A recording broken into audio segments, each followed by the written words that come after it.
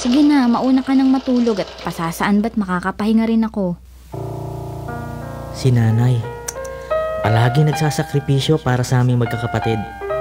Halata sa kanyang mukha ang pagod, pero sige pa rin siya sa pagtatrabaho. Panginoon, salamat po sa nanay ko. Bigyan niyo po siya ng kalakasan ng katawan. Ingatan niyo po siya lagi. Mahal na mahal ko po ang nanay ko.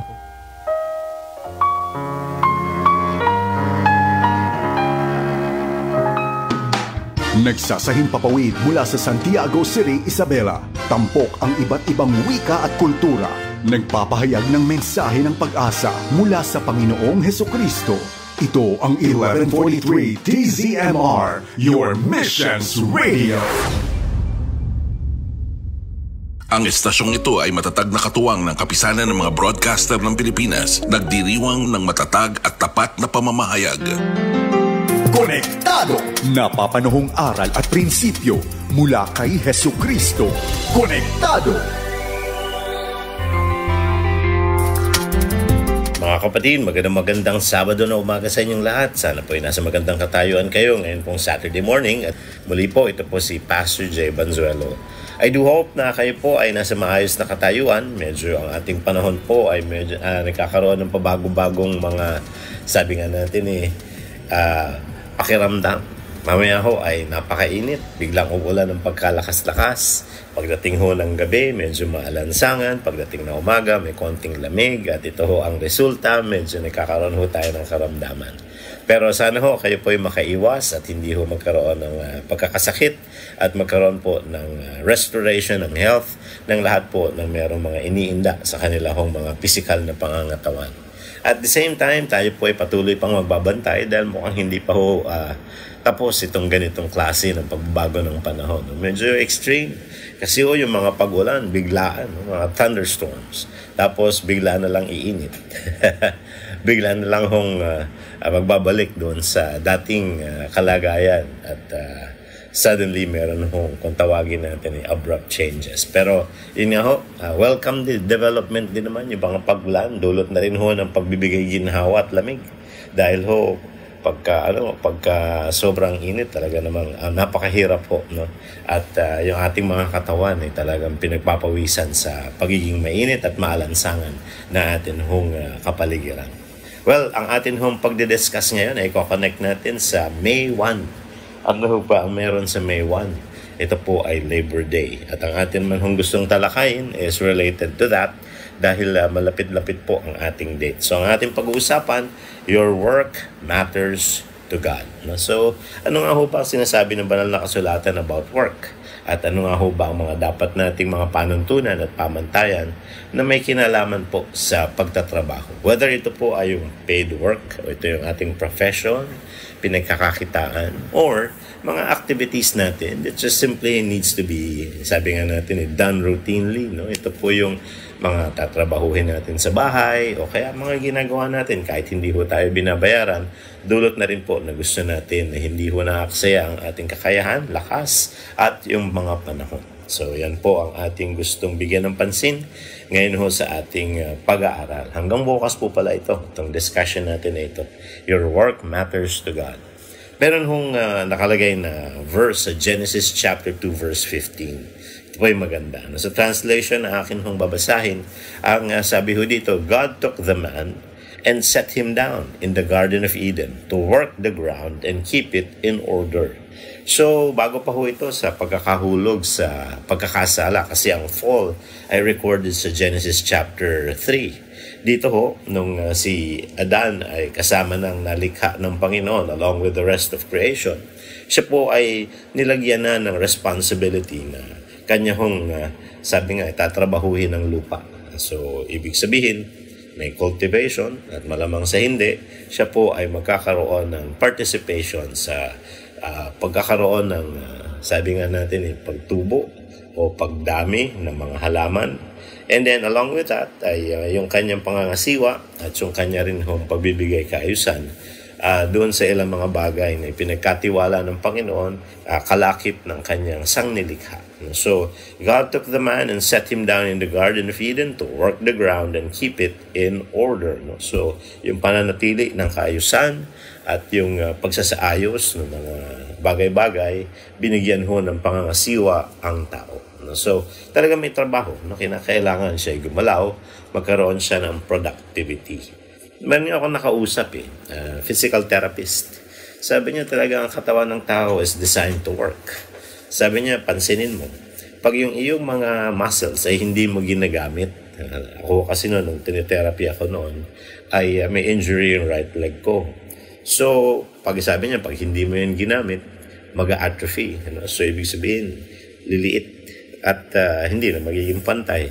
Sabi niya, pilitin mo na magamit ng normal at ma-exercise mo kagaya ng left leg mo na gumagalaw siya ng normal. Yung mobility niya, yung sabi nga, functions niya ay mapanatili mo at ikaw ay hindi magkaroon ng, sabi nga pag-iiba ng size ng iyong mga legs.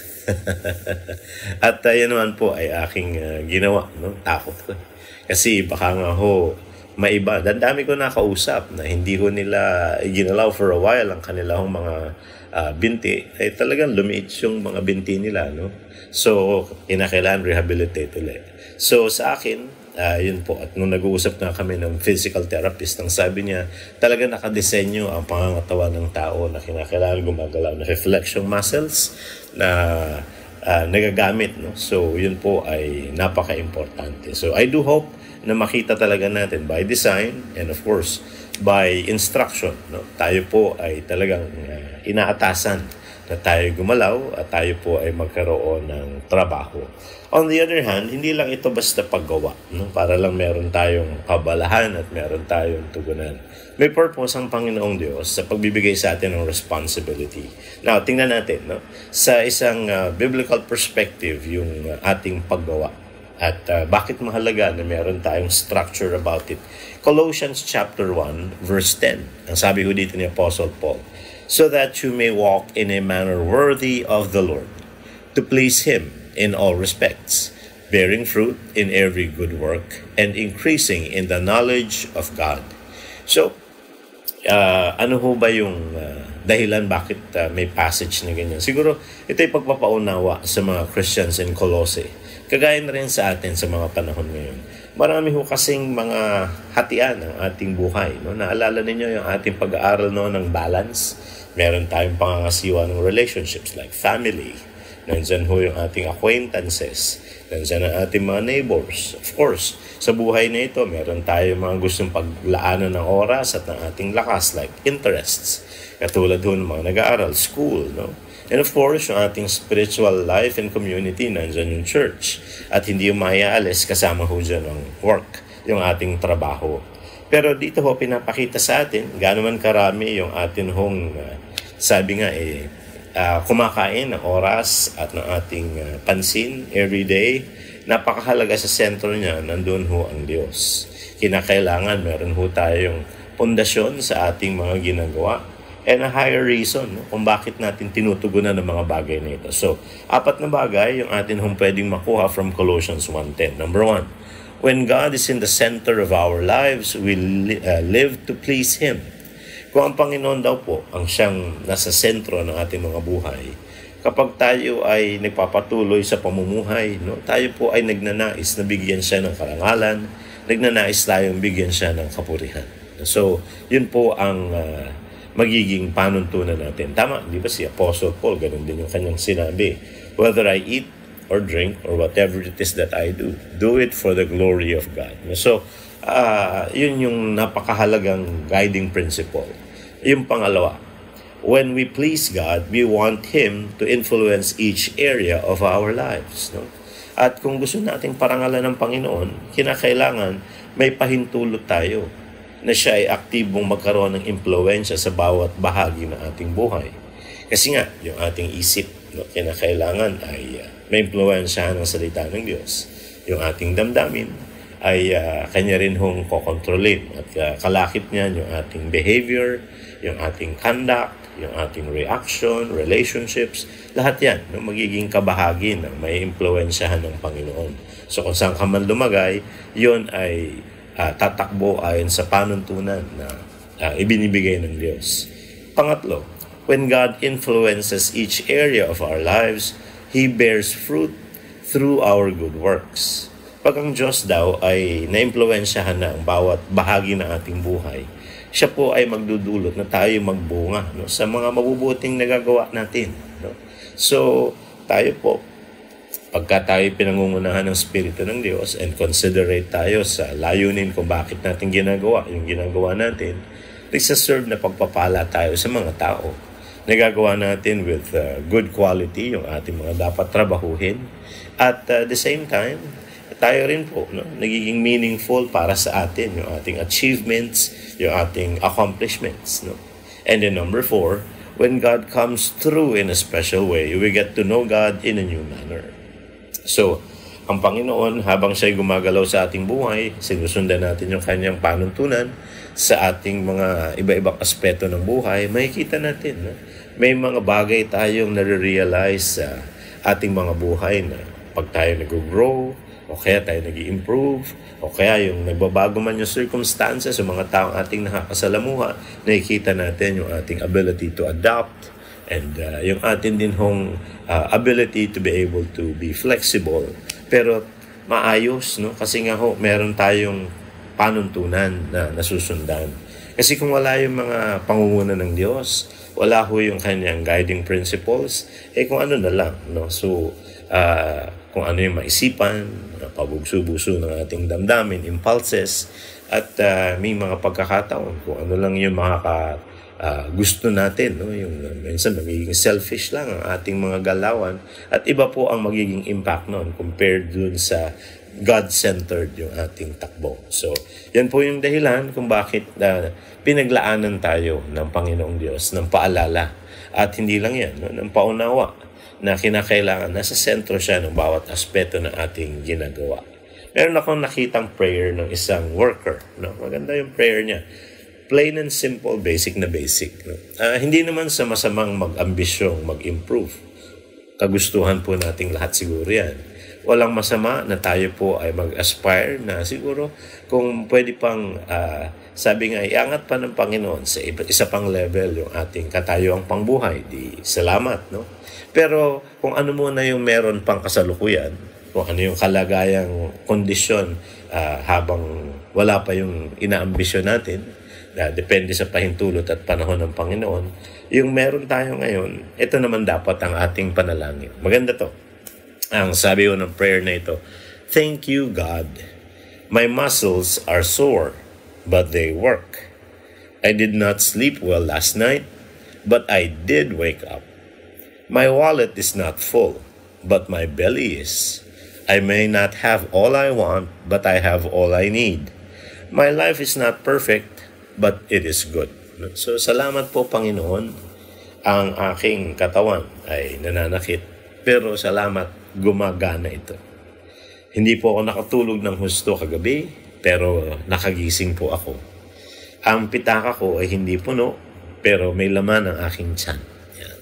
Hindi ko man nakukuha lahat ng aking gusto, pero nakakamtan ko naman ang aking kailangan.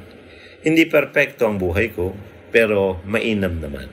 So, ang ganda ng prayer na yan. At I think ang mga workers o yung mga manggagawa ay nakaka-relate dito. No? Sometimes we are sacrificing. Meron tayong mga bagay na ginagawa that definitely takes a toll sa ating katawan. Pero yun na nga, ito rin naman ay nagiging daan para tayo ay maging, sabi nga natin kapaki-pakinabang, kagamit-gamit yung ating oras, kakayahan, abilidad, at nagkakaroon tayo ng return sa atin hong mga pinagpapagalan. So, kalakip nun, magkaroon din ng attitude of thanksgiving. Maganda yung binanggit ni Apostle Paul. No? And I think ito ay kanyang binanggit sa mga believers of Colossae. Dahil sila rin, may mga pagka-human-to-human interaction talaga nakaka-frustrate. Bakit? Hindi perfecto yung nakakaharap mo kung paano ikaw ay hindi perfecto. No? So, halimbawa, ewan ko kung napag-aralan nyo na yung structure or organization sa office, for example, sa ating work places, di ba? Meron tinatawag na vertical. Yung vertical, yung pataas. So, may mga taong nakatataas sa ranggo o posisyon sa kanilang organisasyon. Paalala, gawin mo ng mabuti yung iyong trabaho, sa iyong pangunguna, at maging sa iyong pagtrato sa mga nasa ilalim mo. Yung mga nandoon naman sa nasasakupan, pagbutihin mo rin ang trabaho mo at maging maayos din ang pakikitungo mo sa mga taong nasa itaas mo. No? Ayun namang horizontal, mga kapantay mo ng ranggo sa inyong organization. Ayusin mo rin ang pakikitungo mo sa kanila dahil ito ay nagpapahiwatig at nagpapakita ng iyong karakter at ng iyong asal. So, ibig sabihin, kinakailangan meron ding consciousness and awareness. Ano ba yung dapat na dealing? So, yung ating pakikitungo at pakikisama dahil may mga tao, no? Hindi lang naman work as in, yun lang kinakailangan mong gawin ng iyong tutugunan. Pero may mga tao ka rin nakakasama. Sabi ni Apostle Paul, kasi nga limitado ang kapasidad ng tao to basically please you and do everything right kahit nga nag-e-effort pa. Colossians 3:23, whatever you do, work heartily as for the Lord and not for men. Kasi pwede kang mabigo ng tao. Kaya ang point dito ni Apostle Paul, kung meron kang gagawin, gawin mo mula sa iyong puso. Hindi na lang na parang ginagawa mo sa tao, kundi ginagawa mo ito ng para sa Diyos. So, yun, napakahalaga nung ganong klase ng working philosophy. Importante yan para yung iyong ginagawa would be of good quality. May mga pagkakataon, sumasama ang loob mo, nakakapagpatuloy ka pa rin sa iyong dapat tugunan. At yun nga, yung outcome, no? Ikaw rin ay hindi mo na ikompromiso yung iyong ginagawa dahil sa sama ng loob, dahil nakalimutan ka, napagalitan ka, o kaya ay may nakagalit ka. Ang iyong ginagawa will still have consistency ng kaayusan at yung quality. So, tingnan naman natin, ito ay nakuha ko naman sa isang book. Ano naman daw ang 8 bagay na pwede nating makita mula sa Biblia in relation to our work. So, ito po, no, ang pwede po nating madiscover, the 8 biblical principles of work. Number 1, work is ordained by God. No? So, ito po ay tinakda ng Panginoon at nilayo ng Panginoon para sa atin. It was His creative invention, no? From the beginning. The Bible declares that God has worked. Ibig sabihin sa Genesis 1, 6 days He created everything and then on the 7th day He rested. So kaya ka mamahinga dahil meron kang ginawa. Meron kang tinrabaho. No? So by working, we resemble God. No? Kasi nga we are created in God's image and likeness. So kasama nun, yung kanya rin hong itinakda para sa atin na tutugunan, ay ganun din. Gagawa rin tayo, tatrabaho din tayo. So like God, you have the ability to work. May kapasidad tayo. Kasi nilagyan nga tayo ng Panginoong Diyos ng kakayahan sa ating katawan. No? Yung lakas, abilities, ingenuity, yung ating ideas, yung ating capacity to do things. No? Yung ating appendages, yung, di ba, tayo, bipods, nakatayo tayo. May dalawang kamay, may dalawang paa. We have the capability to move, no? At yun nga, nabanggit ko kanina, meron tayong ability to make use of the strength of our muscles, ng ating mga katawan. So, yung abilidad nandyan eh. And then we also make plans, di ba? Nagkakaroon tayo ng mga pangarap, which includes building. Ibig sabihin, nagbubuo tayo ng pangarap at meron tayong mga gustong itayo. Bahay, ayan, bagay-bagay, no? So, kasama yun, no? Yung mga gusto natin matugunan sa ating buhay. And then, yung mga pinaplano natin, we want them implemented, no? And we want to be creative. At saan mo yan pwedeng i-apply o saan yan pwedeng mag-manifest? It is in the context of you and me working, you know? So, additionally, God gave us the task of ruling over and taking care of His creation. So, sa Genesis 1:28, along with Genesis chapter 2, verse 15, ay makikita natin ang kagustuhan ng Panginoon na pangasiwaan natin ang kanyang sangnilikha. And then, pangalagaan din natin ang sangnilikha na ito. So, that basically requires us to do something. We will participate, we will work. So, work is ordained by God. No? So, sa kanyang pagkakalikha sa tao, tinaktang layunin niya para sa tao, sa responsibilidad na inaatas niya sa tao, sa make-up, yung pagkakalikha niya ng katawan ng tao, ay talagang nakadesign for man to work. Second, Work is for a lifetime. No? Siguro nag-iisip kayo, ano? Habang buhay ako magtatrabaho. Yes, ang ibig lang sabihin, habang tayo ay merong kapasidad, no? Tayo ay pwedeng kumilos. Tayo ay pwedeng maging productive. Pero yung paid work, like yung professions natin, of course, meron yung certain age. No? Sa kaso nga natin ngayon sa Pilipinas, I think, ang vinavouch ay 65. No? So hindi ko alam kung yun pa ay approved na o hindi. Pero, yun nga, ang mga tao rin na nagre-retire, no? Sinasabi nila, kinakailangan meron ka rin planong gagawin. Hindi naman pwedeng, after retirement, hihiga ka na lang, and then that's it. After a few days of rest, maghahanap ka na ng routine. Maghahanap ka rin ng productivity, maghahanap ka rin ng iyong gagawin. Kasi nga, bahagi yun ng buhay. No? So, by the sweat of your face, you shall eat bread till you return to the ground. No? So, sa Genesis 3:19. Yes, yung mga panahong ito, nahulog na sa pagkakasala ang tao, and that's our condition today. Na ang punto ng Panginoon, nung kanyang ipinakita at pinaalam kay Adam, yung magiging kapalit ng kanyang disobedience, ang sangkatauhan ay magpapawis at siya ay gagawa, no? Hanggang siya bumalik na sa alabok. So yun, no? Talaga nakadesign na tayo ay kikilos at gagawa. So God intends that humans are to work as long as they live. Meaningful activity plays a critical role in being a human being, whether the work is paid or volunteer. No? So, kung yan man ay binabayaran na iyong ginagawa o yan ay kusa mo lang ginagawa, ang sinasabi lang dito, kailangan meron kang meaningful activity. So, ang work is ordained by God and work is for a lifetime. Number 3, work is not a punishment. Alam niyo ito, napaka-importanting lagay sa isip natin. No? Bakit? Kasi minsan, yung trabaho, iniisip natin pabigat. Na pasakit sa atin. Naalala ko nga, ito ay nung nangyari, marami akong nakausap, chat or kaya ay online mga calls, no? Nung nag-lockdown from March 2020 hanggang sa yung talagang ang hirap noon. Ewan ko kung nababalik tanawan nyo pa yung panahon na yun. Pangarap ng marami, sana wala ng traffic. Sana wala ng pagbabiyahe. No? Sana ay sa bahay na lang. O, di nag-lockdown. Lahat yun natupad. Wala ring trabaho. Napakahirap. Kaya after some months, no? At yung trabaho hindi pa nanunumbalik sa regular basis. Ibig sabihin, yung papasok ka sa opisina, babiyahe ka, nawala yung routine ng madami. Masaya lang for a while yung wala kang gagawin hanggang sa naubos na yung resources mo. Feel mo parang hindi ka nagiging productive. Sa bahay ka lang. Parang walang nangyayari.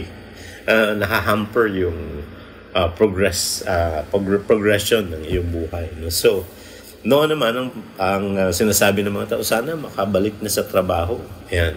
Sana magkita-kita ulit. Sana bumalik na ulit yung mga panahon pwede nang bumiyahe. Imagine mo, no? Yung hinahanap natin, hindi naman sinasabing masama. Pero hindi pala pwedeng puro lang ganun. No? Yung wala kang activity, yung wala kang gagawin, no?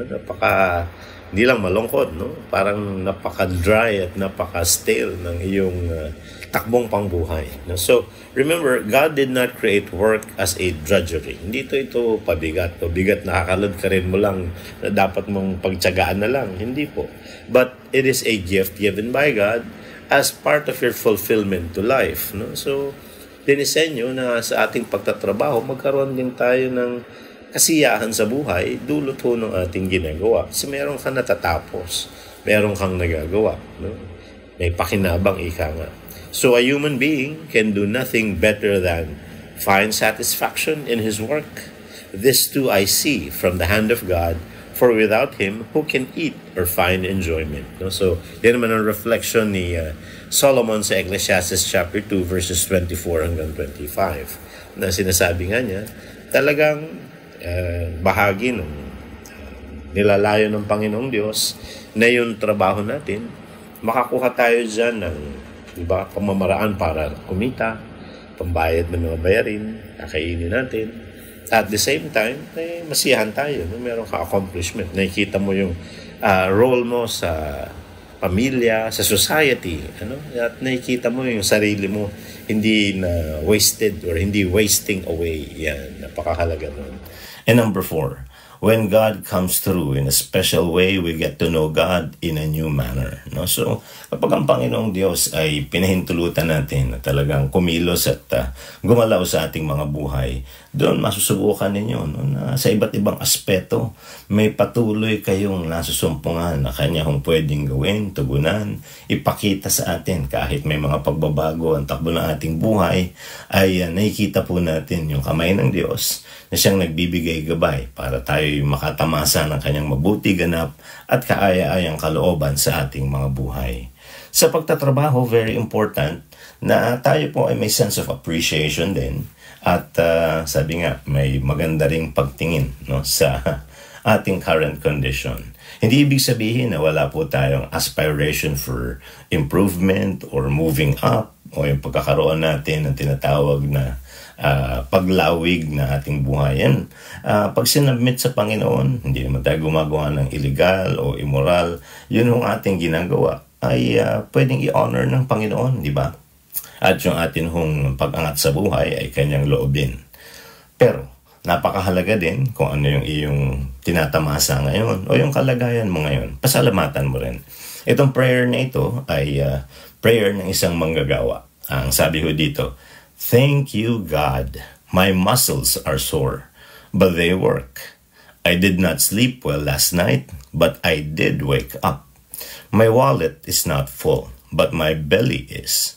I may not have all I want, but I have all I need. My life is not perfect, but it is good." No? Salamat, Panginoon. Yan. Katawan ko'y nananakit, pero gumagana. Yan. Hindi ako masyado nakatulog kagabi, pero nagising naman ako. Ang aking pitaka ay hindi puno, pero may laman ang aking tiyan. Hindi ko pa nakukuha lahat ng aking ginugusto, pero natatamasa ako naman at nakukuha ang lahat ng aking kailangan. Ang aking buhay hindi naman perpekto, pero mainam. Yan, di ba? Ang ganda ng prayer na yan. Now, ang atin din hong paglilingkod, napakahalaga na meron din hong higher principles na sinusundan. Bakit? Nabanggit nga natin yesterday, ang human-to-human interaction ay frustrating. Hindi ko sinasabing hindi pwedeng magkaroon ng pag-ayos o kaya ay pagganda. Pwede naman, laging nandun yan. Pero dahil hindi ako perfect, yung magdi-deal sa akin na hindi perfect, pag nag-interact kami, hindi ho perfect ang interaction na yan. So minsan, nanineglect ka. May mga times, di ba, hindi ka lang sinadyang walang bahalain. Minsan na-overlook lang, di naman intentional. May mga pagkakataon naman na yung ina-anticipate mo, hindi mo nakuha. Di ba, na-frustrate tuloy tayo. May mga occasions naman na mayroong favoritism. May maraming pwedeng mangyari sa interaction ng mga tao sa workplace, di ba? Kaya nga nagbigay ng paunawa ang Apostol Pablo. Gusto mong maipagpatuloy yung paggawa mo ng mataas ang kalidad. Gusto mong magawa ang dapat mong gawin. Tugunan mo pa rin.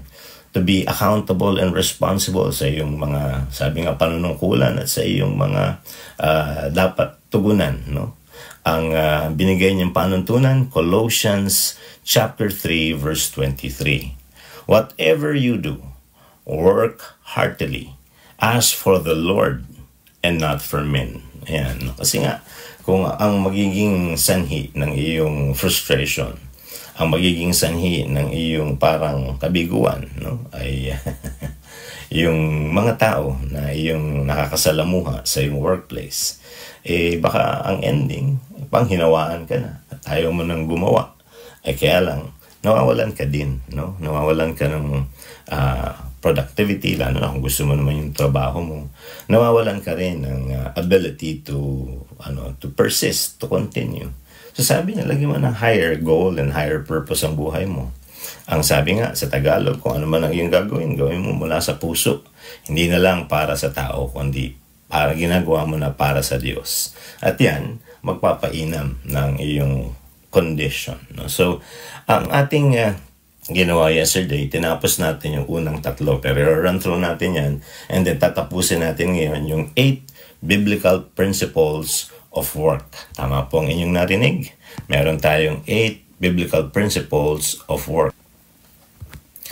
Ang unang principle po ay work is ordained by God. So it was His creative invention from the beginning. The Bible declares that God worked in Genesis 1. Kaya nga in 6 days He created everything. On the 7th He rested. By working, we resemble God. Like God, you have the ability to work, make plans, implement them, and be creative.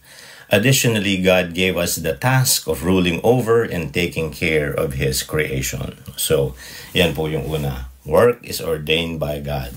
Second, work is for a lifetime. Ang sabi nga ng Genesis 3:19, ang tinakda ng Panginoon ito, after na mahulog sa pagkakasala ng tao, by the sweat of your face you shall eat bread till you return to the ground. So, tinakda ng Panginoon habang tayo buhay at may kapasidad, tayo po ay dapat magtrabaho. Whether it's paid work o yung tinatawag nating productivity. So, God intends that humans are to work as long as they live. Meaningful activity plays a critical role in being a human being, whether paid or volunteer. So, God intended for us to work for a lifetime. Yan. And then, kahapon po, natapos tayo doon sa principle number 3. Ano yung principle number 3? Work is not a punishment. Yan po. Napakahalaga na atin hong balik-balikan yun. Kasi minsan, ang isip natin, yung trabaho ay parusa. Kaya minsan, parang, bigat na, parang kinakaladkad mo. Hindi. Ang kalooban ng Panginoon that you will have a way to be productive and be fulfilled in life. So sabi na Ecclesiastes 2:24-25, wika nga ni Solomon, a human being can do nothing better than find satisfaction in his work. This too I see is from the hand of God, for without Him, who can eat or find enjoyment? So, ibig sabihin, bahagi ng nilayo ng Panginoong Diyos ay magkaroon din tayo ng kasayahan sa buhay na ito. At hindi lang yun dahil meron hong binubunga yung ating trabaho. Yung trabaho mismo, yun ho ang nagiging source din ng atin hong galak, di ba? Kasi doon na di-discover natin yung ating capabilities na may natatapos tayo. And then nakikita natin yung sabi nga significance and purpose ng ating buhay. So, work is not a punishment. Principle number 4. Work has 3 purposes. Ano ho yung 3 purposes na yun? Well, una, to provide money or resources to supply the necessities of life. Tama naman, di ba? Pag nagtatrabaho tayo, meron pong nagiging balik. At yun po yung pakinabang natin, mga kinikita o kaya ay nagiging produkto ng ating trabaho na kailangan naman natin pang tustos sa atin ng mga bayarin at lalong-lalo na para meron tayong makain at mga magamit. Pangalawa, to provide for a quality of life in the satisfaction of doing a job well. So, para maiayos yung katayuang pangbuhay natin. Maging maganda yung kalidad ng atin hong sitwasyong pangbuhay. Yan, ang napakahalaga.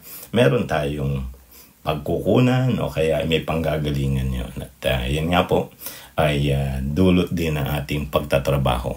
And then yung third, the purpose of work is that we will be able to serve God. Sa ating pagtatrabaho daw, ay pwede nating mapaglingkuran ang Panginoon.